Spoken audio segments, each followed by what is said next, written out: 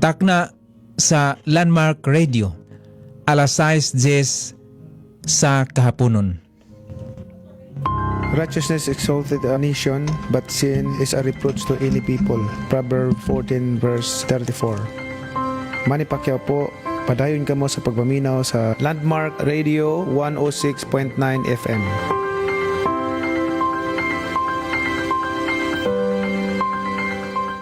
Trust in the Lord with all thine heart, and lean not unto thine own understanding. This is Samuel Jonathan Sagusay, a Level 8 student from Landmark Baptist Christian Academy, inviting you to keep tuning in to Landmark Radio.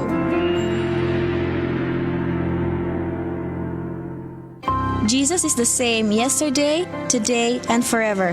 Erica Marie Sergio, Level 10 of Landmark Baptist Christian Academy, and I'm listening to 106.9.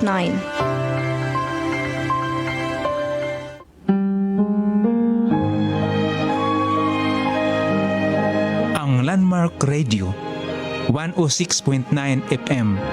Mudalit kaninyo ning tulumanon ang maayong balita. Ang maayong balita tungod kay ang makasasala kinahanglang makahibalo nga kalaglagan ang tumoy sa baliko niyang dalan. Tungod kay ang kaluwasan gitanyag nga walay bayad ngadto sa tanan, apan ang katawhan buta niini nga kamatuoran. Tungod kay si Ginoong Hesus Kristo hapit na mubalik, ug ang tanan kinahanglan mapasidan-an aron makapangandam. Gimugna kining tulumanon ang maayong balita.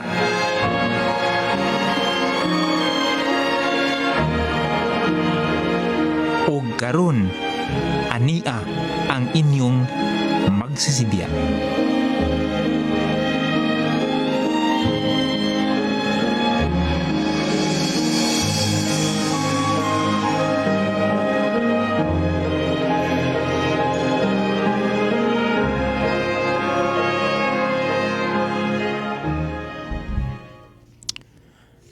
Mayang gabi sa tanang nakatune in sa Landmark Radio.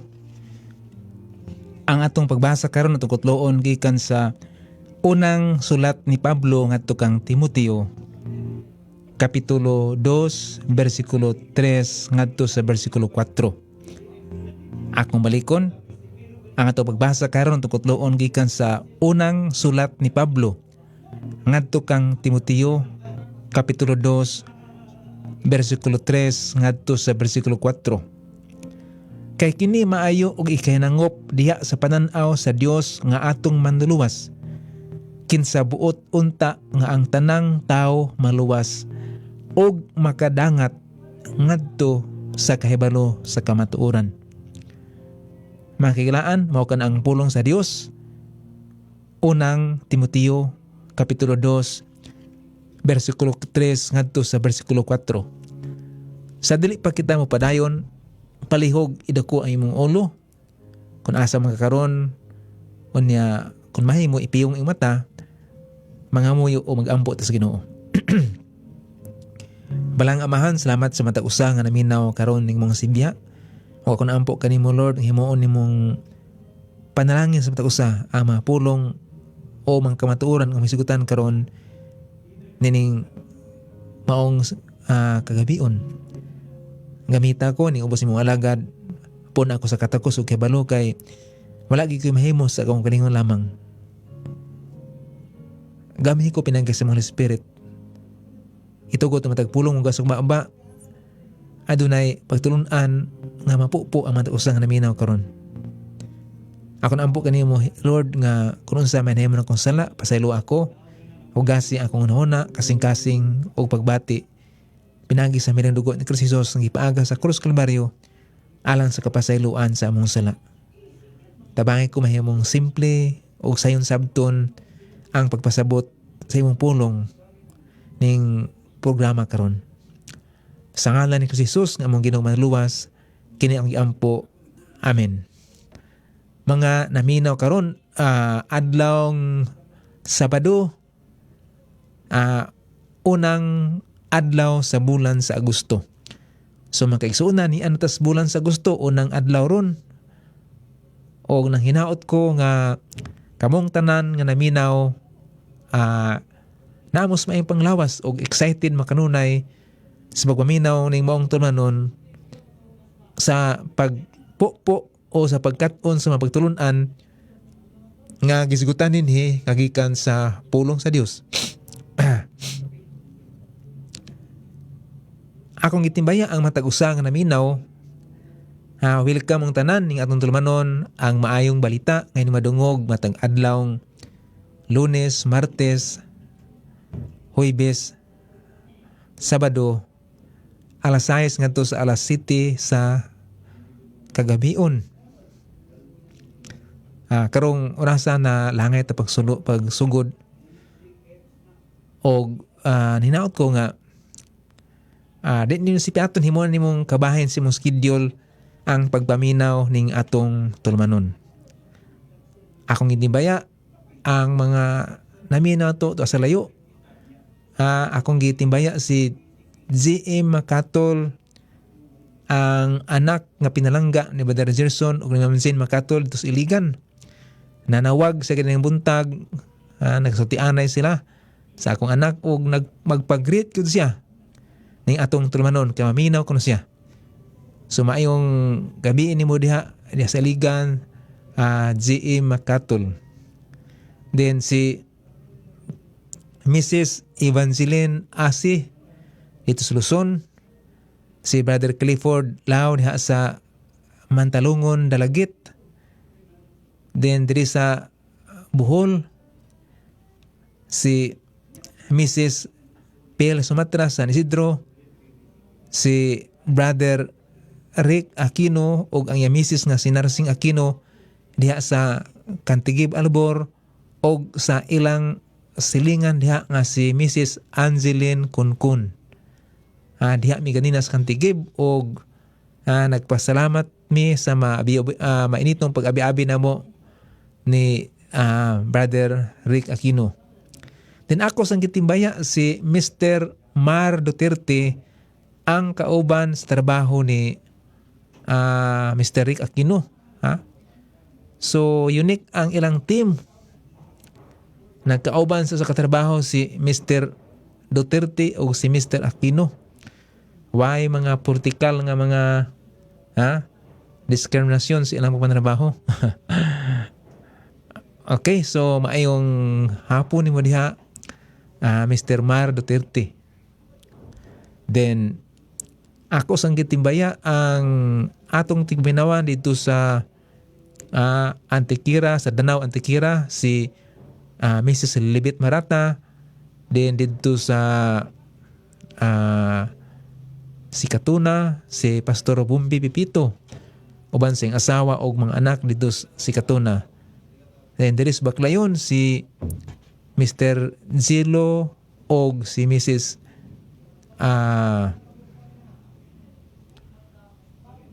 Mrs. Gertrudes Rindon, uban silang pinalanggang anak nga si Erika Ontina Rindon na sa Barangay Tanggihon. Then sa Barangay San Isidro, si Brother John Sagusay, uban siyang pinalanggang kapikas o mga anak diha sa San Isidro. Sa ilang silingan, si Mrs. Rogelia Juanilio. Then diri sa Barangay Mansaasa sa Tagbilaran, natay tikuminawan diha. Then sa Barangay Dampas, si Mrs. Ria Tubong Banwa, ang head sa DSWD, o si Nanay Lita. Then diha sa Barangay Taluto sa Tagbilaran, si Rica Requilio uban ni Mami Ting. Diha sad sa Buoy, si Pastor Lito Balo, iyang misis o mga anak o mga kauban sa pagtuo. Then diritas Dawis, ang mga Dawisanon nga minaw karon may gabi inyong tanan. Atong special mention kay ato maning nailhan nga nagsunod gid sa tulmanon si Mrs. Bibi Bernaldez o si Mr. Greg Narciso dias Barangay Sungkulan. Then si natay tigminawan diya sa poblasyon sa Dawis, si Manang Carmen o si Gigi Ukat, uban sa ilang kauban sa Panimalay, si Glenn o si Jonathan Ukat. Then ang Foliedo family Dias Dawis. O na dito sa Panglao, si Pastor Rodelito Blanco uban siyang misis og iyang mga kauban sa pagtuo diha sa Panglao. Sustang mga naminaw. Ha? Maayong gabi inyong tanan na ato'y mga nabaluan ako nga na tigpaminawan sa tuwa. Narimot ko sa ilang mga ngalan. So, ninaot ko nga masabot mo sa kuha. Okay? So, welcome sa tungturmanon o dako ning kong pasalamat nga nihikihimo ninyong kabahin sa schedule ninyo ang pagpaminaw sa Landmark Radio na di nako kalimtan ang akong nanay dito sa La Libertad, Baclayon, si Mrs. Siprita Morales o ako manghod nga sila si Sergio o si Junjun Morales uban sa ako mga kaiagawan, mga uyuan diha sa Barangay Libertad sa Baclayon. Then ang Batuhinay family, si Nana Larita Batuhinay o ang iyang mga anak o mga apo diha sa Kanggining Libertad, Baclayon. Mayang gabi no tanan. Silipat na padayon, maminat ang usa ka manindot ng Kristohanong awit, may kalabutan kini sa pulong sa Ginoo.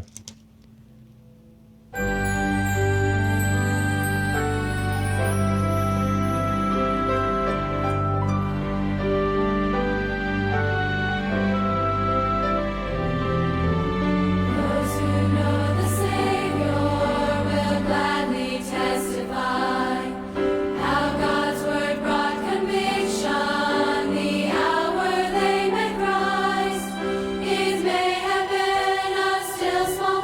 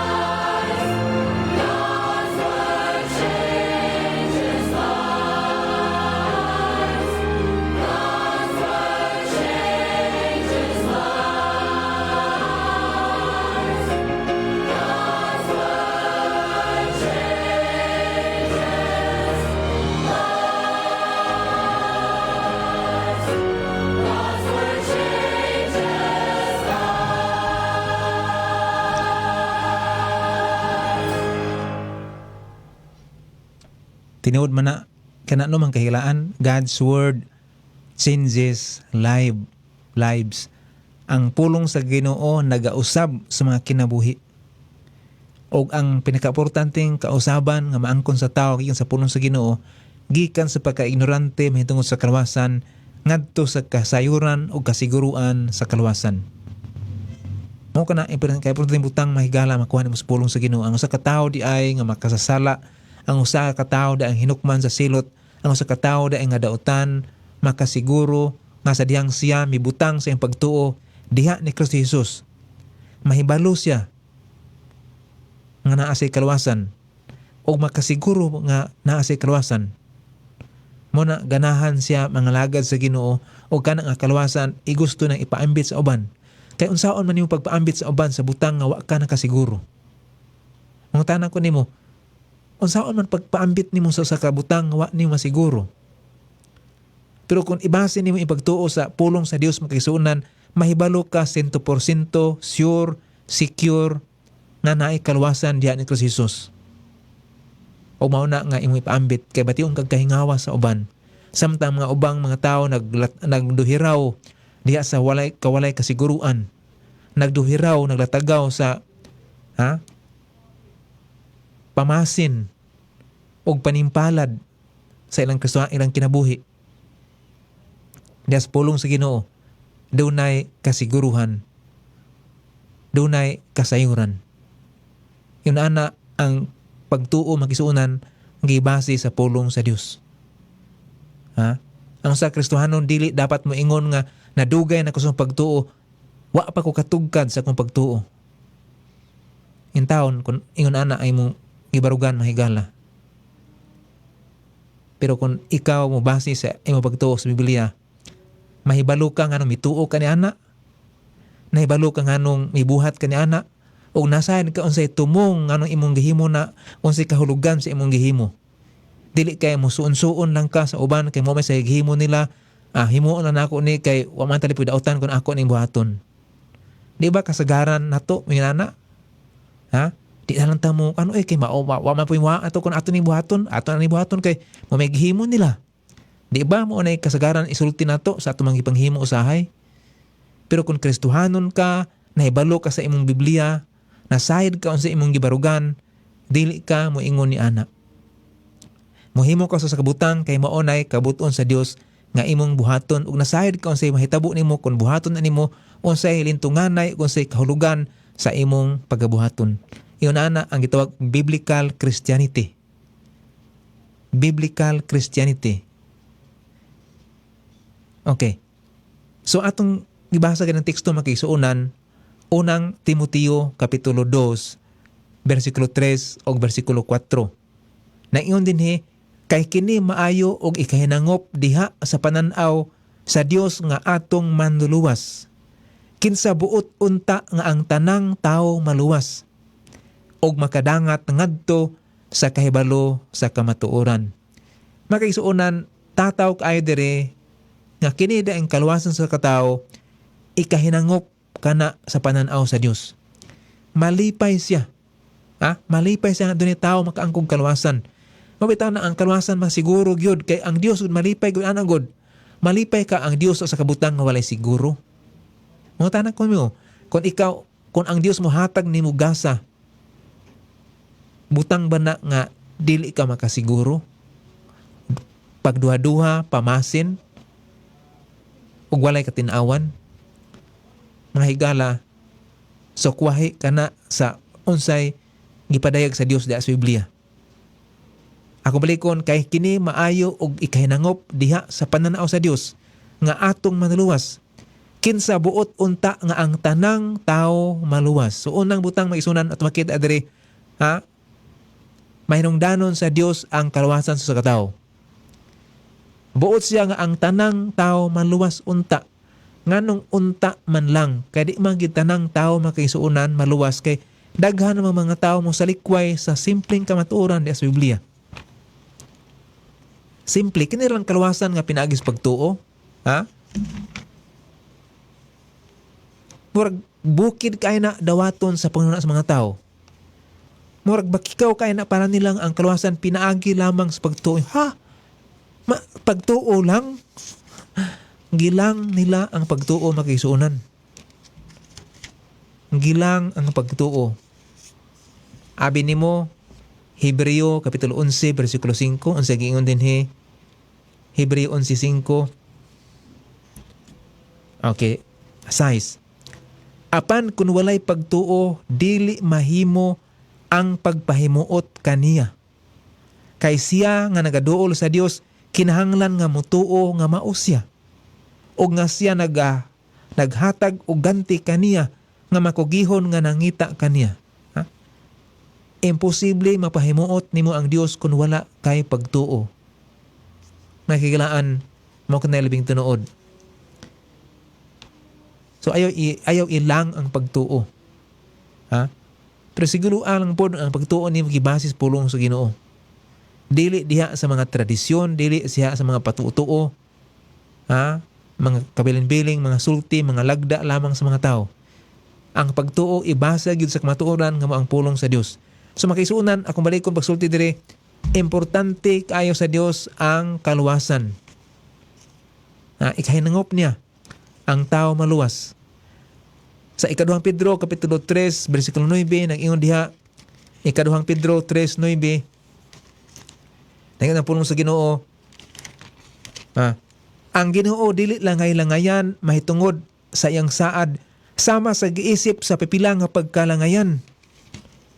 Apan mainantuson nga ri kanato nga wala nagatinguha nga dunay malaglag.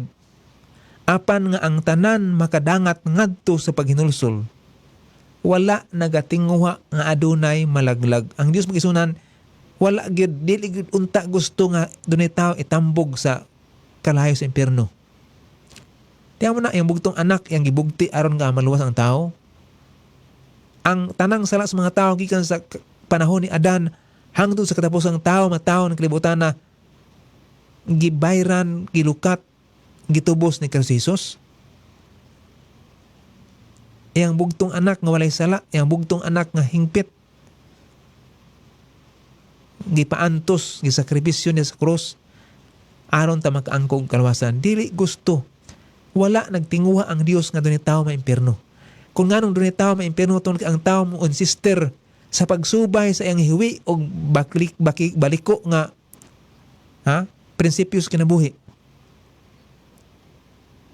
O usagid ka prinsipyo nga balikaw o bakikaw o hiwi at banga sa Ginoo kanang nagtuo ka nga maluwas ka pinagi sa kaulingon nimong binuhatan. Kasagaran mga tao may una ba nga sa tuwa maghimo na kog dautan ini di ay kay di man ko maluwas paghimog maayo.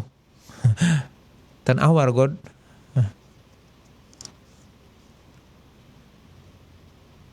Nakisuunan maayo ang paghimog maayo. Pero kung kanang imong pagkamaayo, maayong buhat nimo mo isaligan nimo para maluwas ka, di yun na nimo masaligan kay di man ka perpekto. Dili man ka hingpit. Dili man ka makatuman tanang sugo sa Ginoo. Para ba ng anak ba nga? Nag-eskwela siya. Igastuhan siya sa iyang pagmama.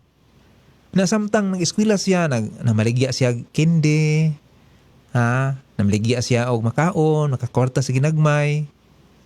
Maayo nang iyang gibuhat nga nangwarta siya. Pero kanang iyang pagpangwarta mo isaligan niya para makaskwela siya. Lahit na ng istorya ha. Kay pera ra bago yung tao makita sa bata may maligya. So mo na makilaan. Una na ang atong kuan.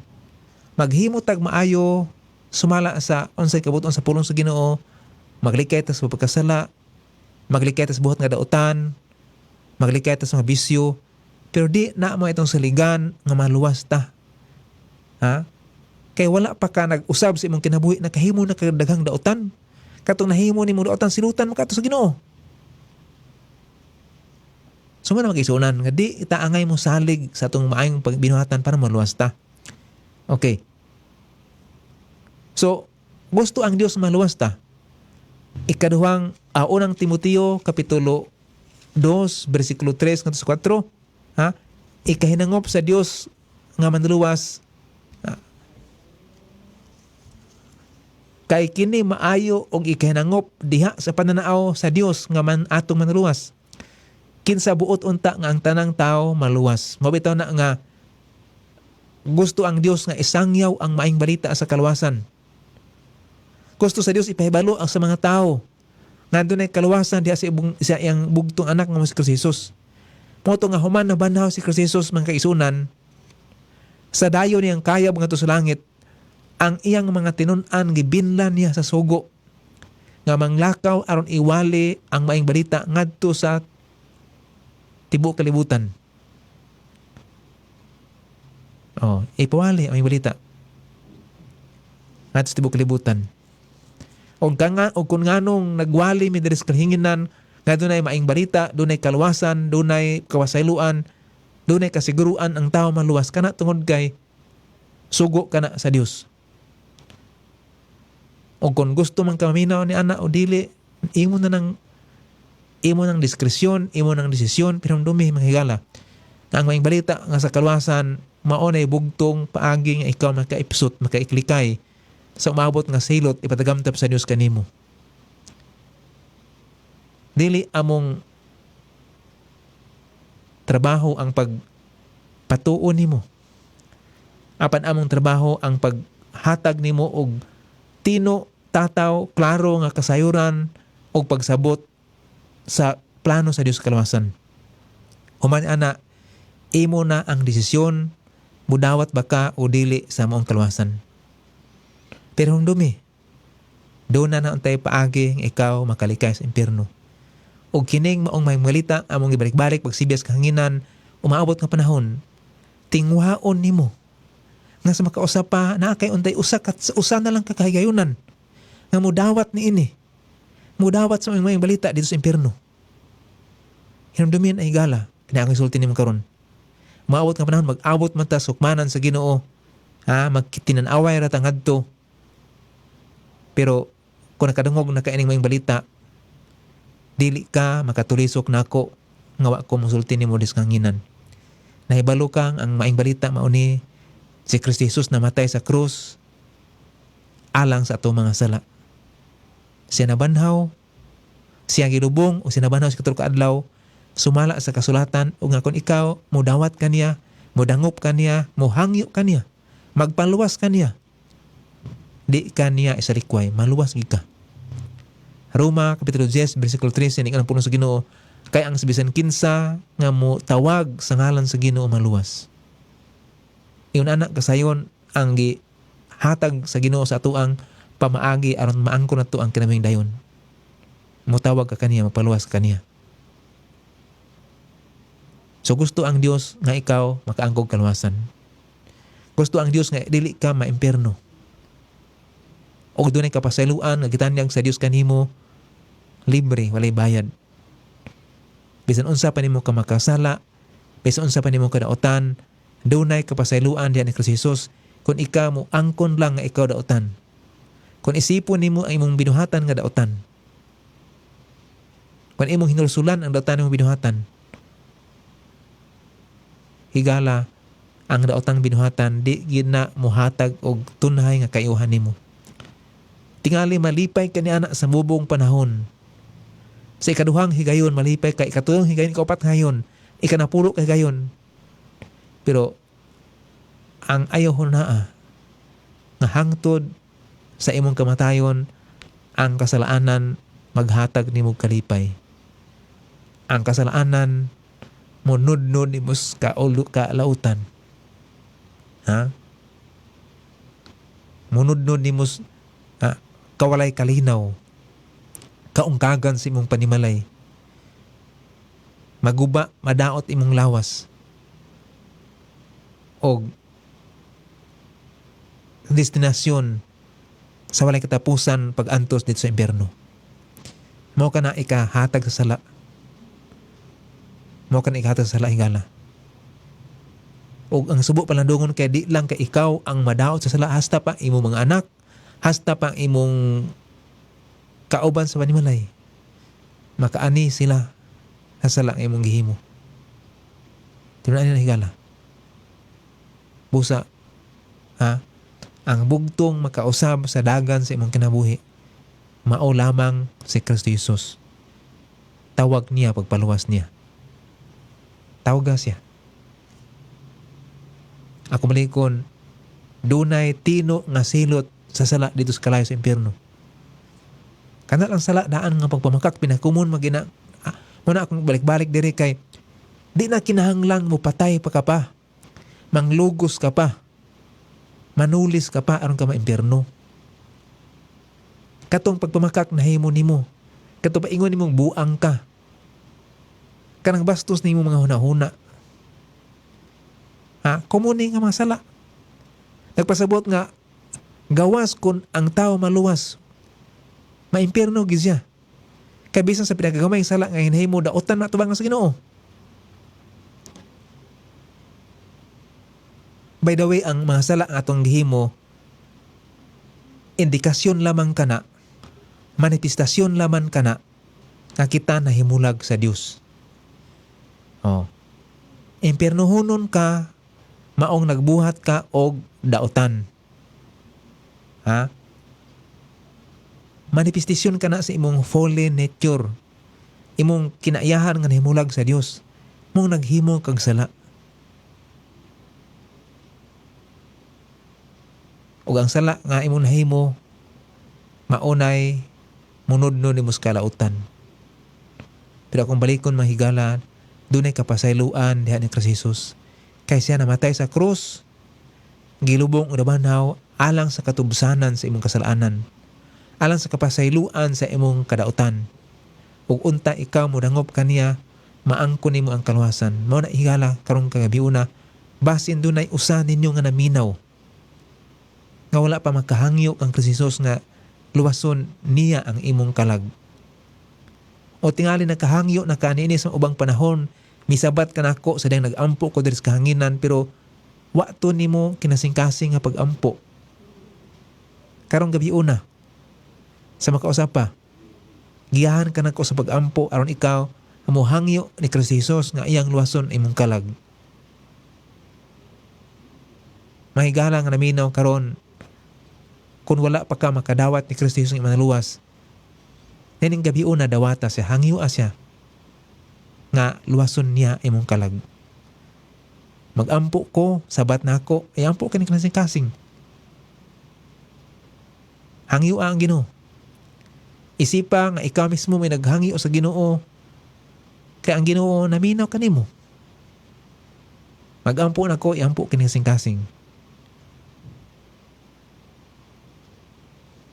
Ginoong Hesus, usa ako ka makasasala. Ako nag-ilang ako dautan o tungod sa mga sala ako nahimo. Hinukman o sinilutan ako na maimpyerno.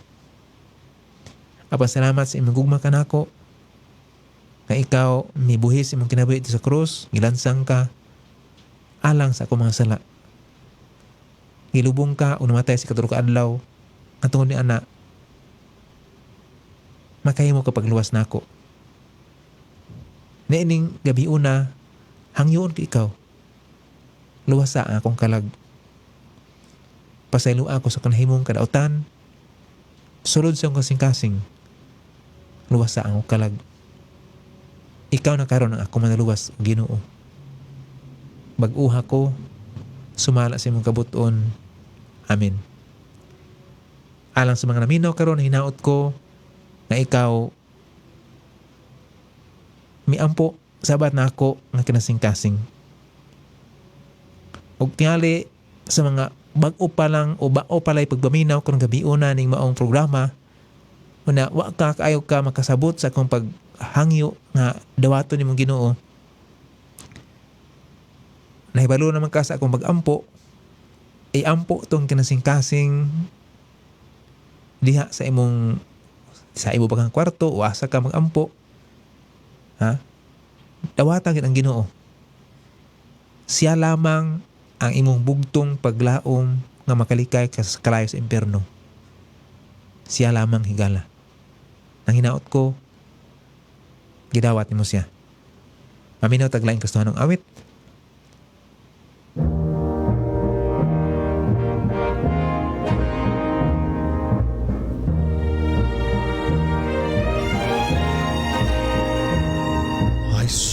a sure foundation, an anchor for my soul, a rock to build my life upon, a truth to grab and hold.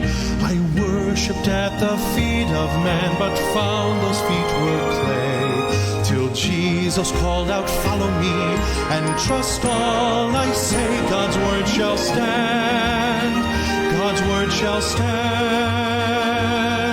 Alone it towers far above the works of man. God's word shall stand, God's word shall stand. Inspired of God and written by the Spirit's hand. Though hell may rage against it, though Satan lead the way, though he tries to crush our faith and steal our confidence away, God's word remains undaunted, a solid rock of trust.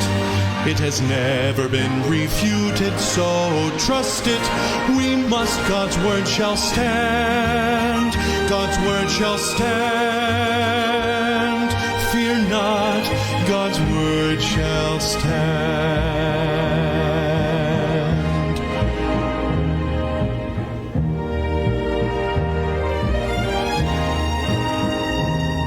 God's word is like a lighthouse that stands throughout all time. Its power flows from heaven, for its maker is divine. God's word endures forever, its great light will always shine.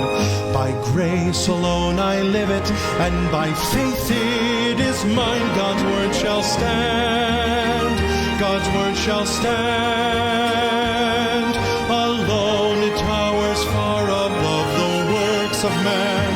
God's word shall stand, God's word shall stand. Inspired of God and written by the Spirit's hand. Though hell may rage against it, though Satan lead the way, though he tries to crush our faith and steal our confidence away, God's word remains undaunted, a solid rock of trust. It has never been refuted, so trust it. We must. God's word shall stand, God's word shall stand. Fear not, God's word shall stand. Fear not, God's word shall stand.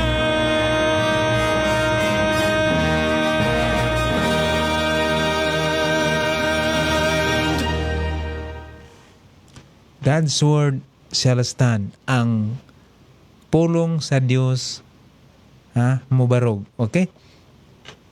So mag-isuunan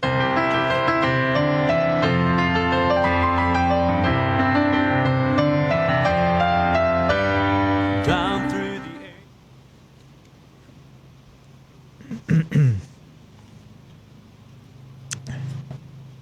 So mag-isuunan ato nang nasigutan unsa ka mahinungdanon ang kaluwasan at tubangan sa Dios.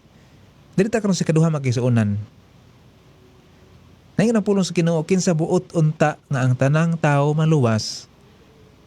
Naa na siya sa unang Timoteo kapitulo 2 bersikulo 4. Okay.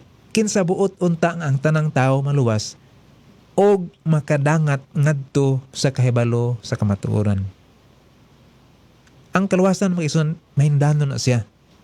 Kay maunay bamaagi ang tao makalikay sa silot sa impyerno og makasulod sa pililhong dapit, mahimayaong dapit nga giandam sa Dios kanato nga mao ang mga mansyon dito sa langit. Kung dili ka luwas, walay pulos ay mapagkinabot ng kalibutan.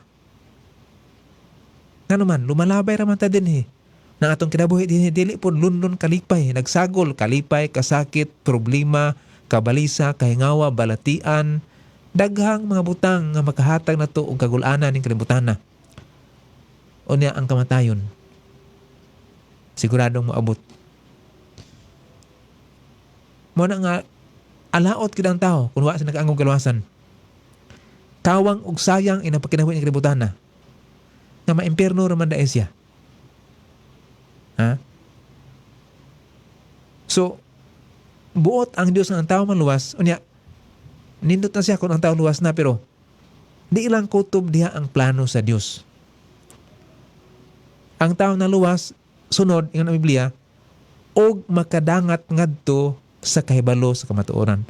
Atong balik og basa ang tibok bersikulo, unang Timoteo 2:4, kinsa buot unta nga ang tanang tao maluwas og makadangat ngadto sa kahibalo sa kamatuoran. So gusto ang Dios na ang tao makaangkong kaluwasan, na ining humag kaluwas niya, makadangat siya ngadto sa kahibalo sa kamatuoran. Kaya nga naman, daghan tang gipanghimo nga wala na subay sa kamatuoran. O gusto ang Dios nga makabadbad kita sa mga bakak nga nag-ulipo nato, naggapos nato. Daghan tang mga gipanghimo nga dili kamatuoran, bakak. O gusto ang Dios nga mo hawaas na anang moong mga bakak nga nag-ulipo nato. Unas tanan ang kaluwasan. Makaangkon ta kinaming dayon, makaangkon ta kasiguruan nga kita malangit. Umaw na ang pirming gibalik-balik ni mudres kahanginan, ang tao padawaton sa Ginoo, pahinulsulon sa iyang sala, pasangpiton sa Ginoo aron siya maluwas. Pero kanang kaluwasan magsuonan mo na unang lakang ang tao diha sa iyang spiritual destiny, spiritual journey. Human ana, gusto ang Dios nga siya makadangat ngadto sa kahibalos kamatuoran. Ha? Ang kaluwasan mahigala para sa tanang tao bisan sa pay reliyon nimo. Ha? Mamuslim man ka, kung mudangop ka sa Ginoong Hesus, basta kinasingkasing ka musalig ng Ginoong Hesus, magpaluwas ka ng Ginoong Hesus, maluwas ka. Bisan Buddhist pa ka, Hindu, o unsay reliyon nimo, basta kay kinasingkasing ka ng Ginoong Hesus musala, na mutuo ka nga si Kristo ang bugtong manluwas. Mutuo ka nga katong kamatayan ni Kristo. Mo ti bayad si mong sala, na mo dangop ka niya, paluwas ka niya, kinasingkasing, tawgon ni mo siya, tuuhan ni mo siya, maluwas ka. Pero wala nagpasabot nga akseptable sa Ginoo ang reliyon ng imong pamimruhan. Kay kung kanang reliyon ng imong ipamimruhan, wala na nagsubay sa kamatuoran, walay kalipay ang Ginoo niya ng maong reliyon. Mo na ingon ang Biblia, kinsa buot unta nga ang tanang tao makadangat ngadto sa kinsa buot unta ang tanang tao maluwas, ikaduha, og makadangat ngadto sa kabalos kamatuoran. Mahigala nga nung gusto man ang Ginoo ang ikaw magsubay sa kamatuoran. Una, tungkol kay ang Dios, kamatuoran siya. Nang ingon sa Kristo Jesus, I am the way, the truth, and the life. No man cometh unto the Father but by me. Ako mo ang dalan, ang kamatuoran, ug ang kinabuhi mo ni sulti ni Kristo Jesus. Kamatuoran siya. Na ang bakak makaisuonan, iya ka na siyawa, sumala sa Juan 8:44. Ang bakak iya na si Satanas ang amahan sa bakak. So di gusto ang Dios nga iyahan na ka, na magsubay ka sa bakak, na ang dalan ni Satanas may subayo ni mga iyahan naman ka, gusto gud sa Dios nga ikaw magsubay sa kamatuoran, kay iyahan naman ka. So karon mo na nga diha sa kung ang nakaangkon ka nagkaluwasan, diha na may nung danon hisugutan nimo, husto ba ning reliyon nga akong gipasakupan? Oh. Usahay ang mga tao kay bali man ila. Unahon naghisugot, husto ba ning reliyon akong hisugot mamimruhan? Di una hisugutan ang kaluwasan. Kay bisa pag naa pa ka sa hustong reliyon, kung wa kay kaluwasan, imperno gyapon ka. Unahan gid ang kaluwasan. Kay bisag di ka membro sa reliyon nga nagsubay sa kamatuoran, kung naan imong kaluwasan, malangit man ka. Basta kay ang kaluwasan nga imong batunan, kaluwasan lang po nga pinaagi ni Kristo Jesus. Ha? So ang tanang tao gitanyagan sa Dios og kaluwasan. Bisan sa pay reliyon niya. Pero wala nagpasabot nga gikonsinter sa Dios, gitolerate sa Dios ang reliyon sa tao nga bakak o wala nagsubay sa iyang pulong. Muna yung Biblia, kinsa buot unta nga ang tanang tao maluwas. Sunod, makadangat ngadto sa kahibalo sa kamatuoran. Mangutana ko nimo karon higala, kana bang gi-practice ninyo sa inyong simbahan kamatuoran asya?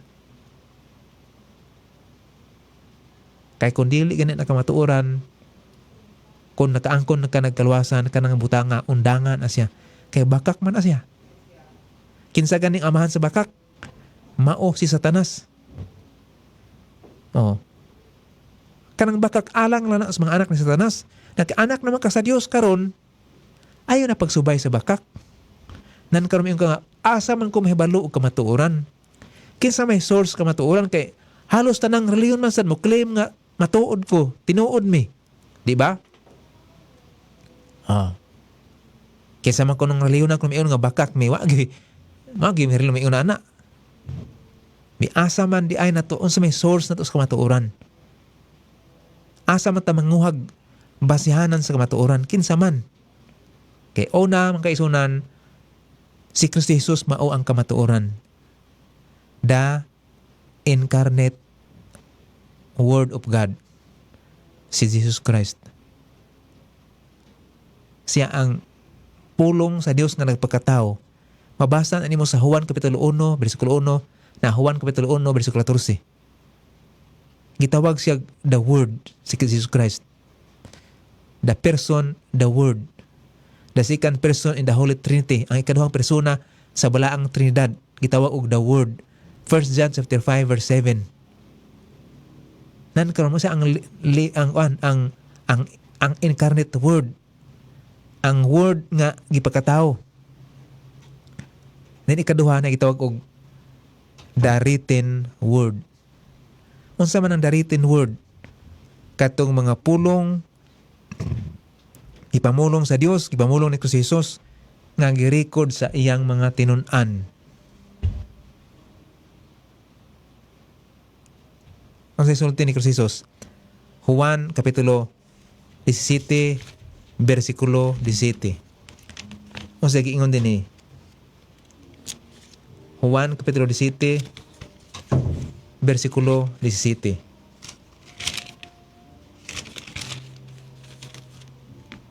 Ingon sa din Balaana sila pinaagi sa imong pulong. Balaana sila pinaagi sa imong kamatuoran. Ang imong pulong kamatuoran. Ang imong pulong kamatuoran. Kisan imong isgutan sa Dios ang Amahan. Ang pulong sa Dios Amahan. Sa ito pa, kining written word, the Bible. Mao kini ang kamatuoran. Balaana sila pinaagi sa imong pulong, ang imong pulong kamatuoran. Magisuunan, kung gusto ka mangita og kamatuoran, asa makaplagi ang kamatuoran, una des persona ni Kristo Jesus. Ikaduha, diha sa written Word of God, the Bible. Og uli mi maglipod-lipod mo claim din na kining Biblia 100% pure, 100% preserved, 100% inspired word of God. Magkaisuunan ang pulong sa Dios. Ang King James Version.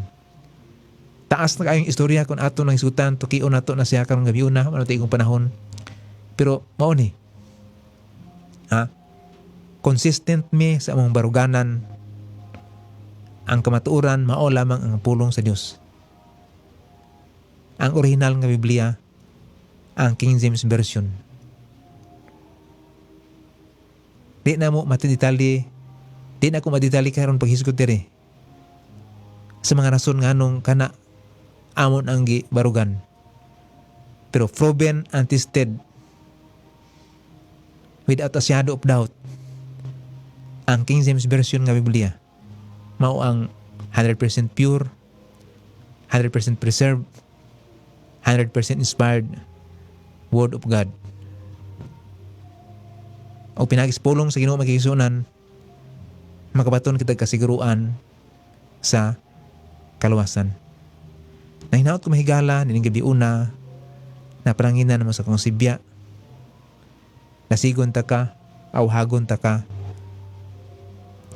Kuhaa ang imong pagtulunan, prinsipyo ang imong barugan, mga panglantaw sa kinabuhi diha sa pulong sa Dios. Di yun ka magmahay. May gabi kanyang tanan nang hinaot ko na palanginan mo ni atong sibya karong gabi una. Kini sa Pastor Anian Morales maingon, daghang salamat sa imong pagpaminaw.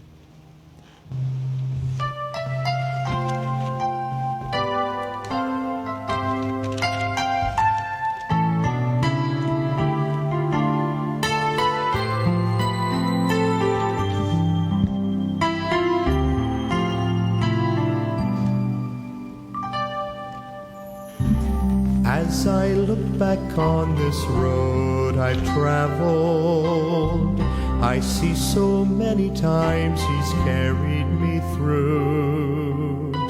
And if there's one thing that I've learned in my life, my Redeemer is faithful and true.